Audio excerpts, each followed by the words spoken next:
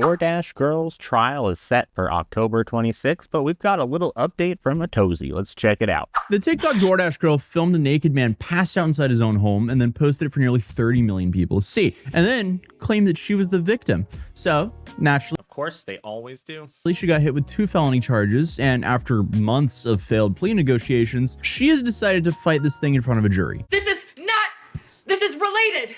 They just punished me for posting about my while DoorDash. Most delusional girl in the world here, and you can just tell by the crazy eyes that she is just absolutely out for the clout. Dashing.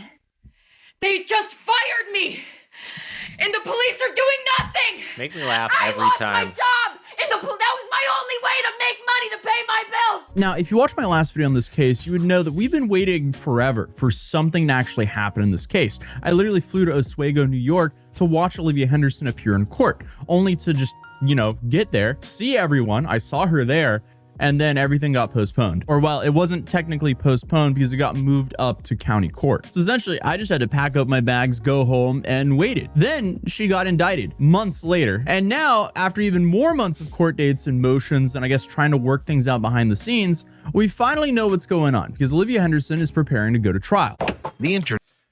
Finally, though, because we have been waiting. How many times have we covered this story on this channel? And like I said, it makes me laugh every single time. But she really, she's gonna get so screwed. I hope it goes the way we all want it to. Internet can't seem to get enough of the criminal case of Olivia Henderson, the now former DoorDash driver, on TikTok, claiming she was harassed by a customer, naked, asleep on his couch, when she delivered his order last year.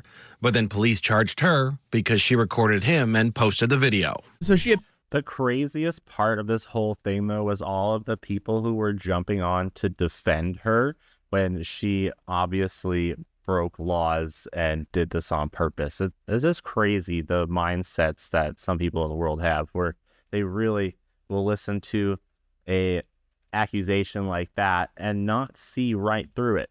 appeared in Oswego County Court again on July 31st, and Olivia and prosecutors have failed to reach a plea agreement, which is pretty big because remember, what she's accused of doing here back in October 2025, Olivia was delivering a DoorDash order when she arrived at a customer's house, and according to her, she found the door open. And inside was a dude passed out on his couch naked from the waist down. Police later said that he was drunk, unconscious, and incapacitated, so Olivia recorded him from the outside of the apartment and He just got drunk, ordered DoorDash, and forgot about it. We've all done that. Just maybe not with our pants down. posted the footage to TikTok where it absolutely exploded. And we're talking 30 million. That is what I'm surprised she's not being charged with, like showing, like, or I don't even know if she could be charged with it, but I really hope this dude sues her for putting his genitals online. Like, that's just crazy. And as if she thought TikTok would be cool with like nudity, like of her spying on someone. Views. I mean, that is a lot of people seeing a passed out dude naked. That is not ideal, especially because obviously this was without his consent. Although maybe some girl saw his junk and his DMs just blew up. Who knows? Then she also claimed that the man had intentionally exposed himself to her and said that she had been assaulted. The woman who recorded a man without his permission while he was unconscious claimed that she was assaulted by said unconscious man. Something's not adding up here. Regardless, police investigated this and said they found no evidence that an assault actually occurred. So it's also not an assault for someone to show you their genitals. Like, a flasher doesn't get charged with assault when he comes up and flashes somebody on the street like a creep.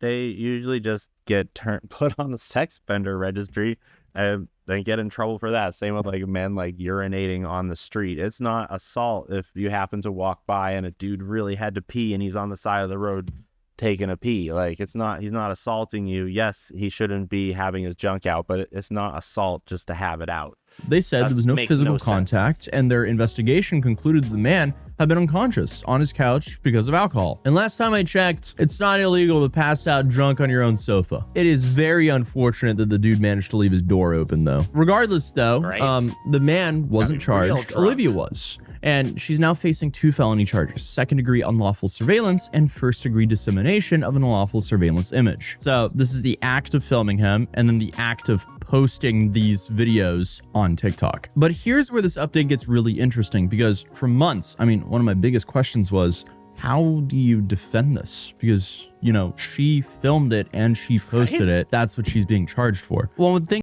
I really hope he is able to go to the court date and record so we can hear her defense on this. I think this would be case closed because there isn't too much mystery about it. And apparently, her own attorney also agrees with that part. So her public defender, David Smallwood, told News Channel 9, I think there's very little argument on what the evidence actually is, on what actually happened. Her public defender challenging the prosecution's narrative she invaded her victim's privacy, an argument he's asking the Oh, wait, never mind. Why was I clapping? Sorry, guys. I thought he was shitting on her, being like, yeah, you got nothing here, girl. judge to rule on.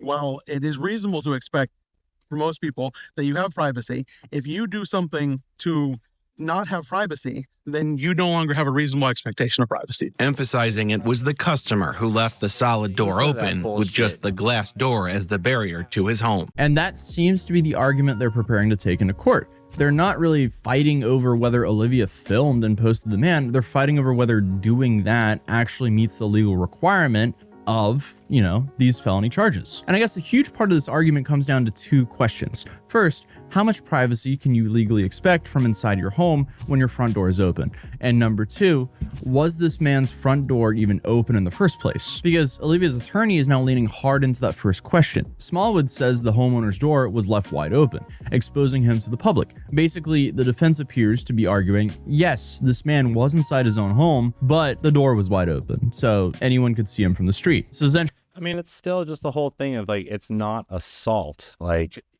just, yeah, maybe maybe she could get out of the surveillance charges because he left his door open, and, you know, so how much privacy could you expect, like they said, but also, like, it's still not sexual assault, like she said, so she should just be charged with something else if things go awry. if his door was wide open and someone standing outside could see him, that he still have reasonable expectation that no one would see or record him. And I guess that distinction matters because the unlawful surveillance charge involves recording someone at a place and time which that person has reasonable expectation of privacy. This isn't just like Olivia's attorney standing up there and going, well, what she did wasn't that bad. No, he's attacking the actual part that the prosecutors have to prove. I can at least understand the legal question they're raising. Like, if you're standing naked in front of a giant open window facing a crowded sidewalk, do you really think no one's gonna see you? But I guess that brings us to the second question. Because before we spend 10 minutes debating on what an open door does to your right to privacy,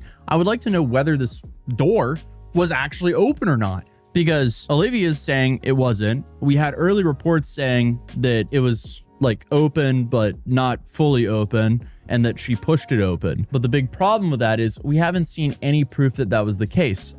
Everyone kept saying, oh, there's Ring camera footage, but it's like one of these things, the story just blew up on the internet, so of course people will make stuff up or start rumors. So yeah, like, we still haven't seen any of that footage, and maybe it doesn't exist. So maybe it is just a hard question. Like, did he really leave the door open? We really have is Olivia's side of the story, and obviously the video. So essentially, Olivia's maintained that she arrived and found that door open, and some of the more recent reporting describes it that way too. The Oswego County News reported in June that the police said that she arrived to the customer's apartment and found the door open. But if you remember the original controversy, people were going frame by frame through the footage and were questioning whether that was actually what happened. Because you had a whole bunch of claims online, at least early on in the story, where people said the door wasn't wide open and that Olivia maybe pushed it further open herself before filming inside. And that obviously would be a very different situation, because obviously there's a massive difference between I walked up to this house and there was a naked man visible right there, or she walked up, the door was kind of open but not fully open, she kind of saw a glimpse of the guy and then pushed open.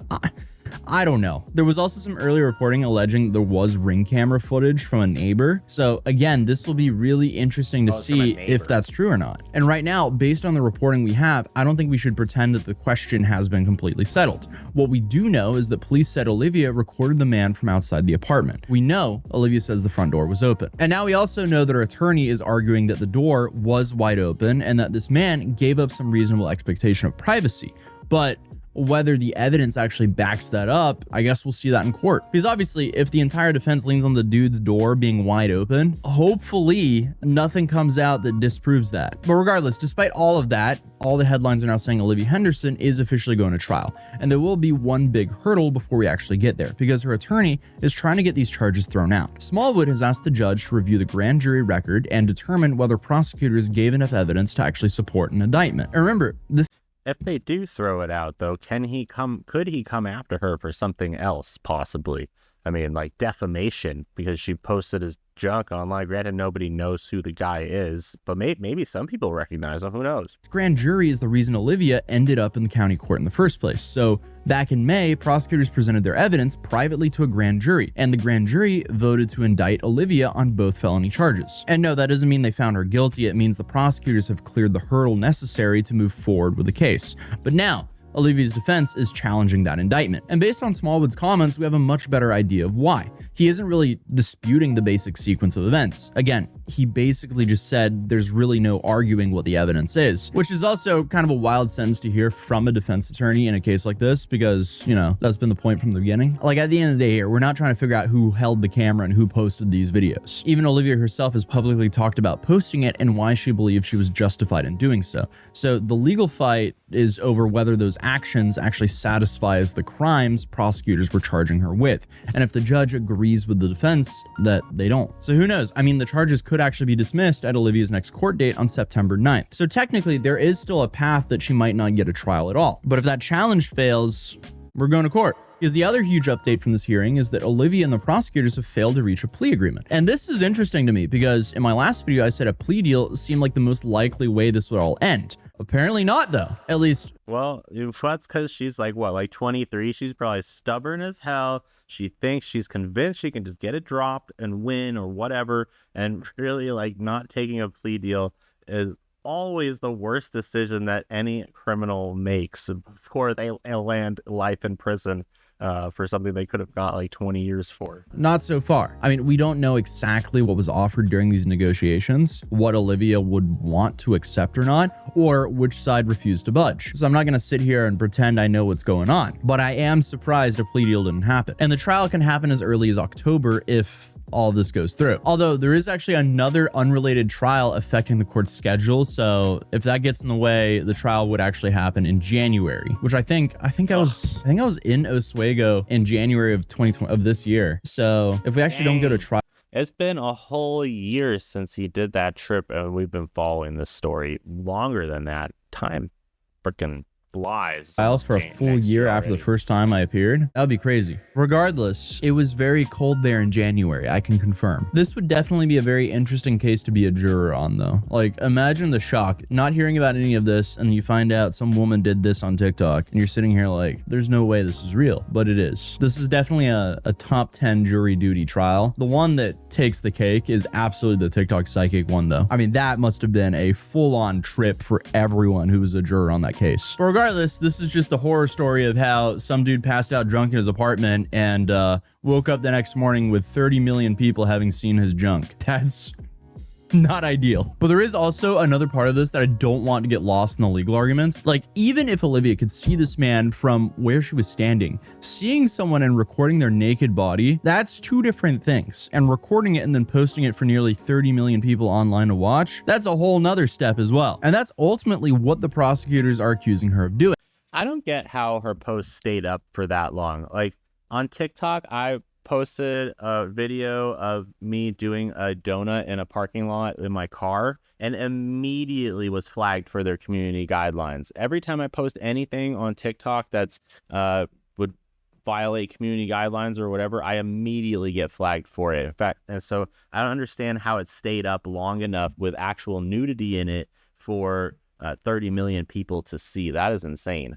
And this is also why I just think this whole situation is so crazy, and the way it's unfolding is just crazy as well. Olivia originally posted the video because she wanted, I guess, to warn other female delivery drivers and expose what she believed this man had done to her. But instead, police investigated her allegations, said they found no evidence that an assault occurred, and arrested her instead. And now prosecutors eventually secured a felony indictment. Now, These young people just make up their definitions. Like, oh, assault, like I said earlier, it's not assault just to be naked if he didn't actually physically do anything. But these girls, these young girls, they've decided to just make up their own definitions for criminal terminology. So now if they even accidentally see your junk, you've somehow physically attacked them. Again, the plea negotiations have apparently gone nowhere. Her attorney is trying to knock out the indictment, and unless the judge agrees to dismiss these charges on September 9th, Olivia Henderson could be sitting in front of an Oswego County jury as early as October. So this is how we went from a viral TikTok to an arrest and now to a grand jury indictment. Drop a like on this video if you want me to actually fly out there and cover it again. But until then, I shall get some sleep because I have a raging fever currently, and unfortunately in this job, you don't really get sick days. I would just get... Well, that sucks. He takes no time off even when he's sick, but that's a real channel owner for you right there. When I get sick, I don't really feel like making videos. But anyway, crazy. So let's see what happens with the trial. Hopefully we get to see it in October, which is what I've read it was scheduled for, but it could get changed like he said, and we can see what happens. Hopefully they set an example or make an example out of this bitch. So hope you guys enjoyed that video. Check me out next time. If you're new to the channel, please hit subscribe and the little dingy button. Peace out, friends.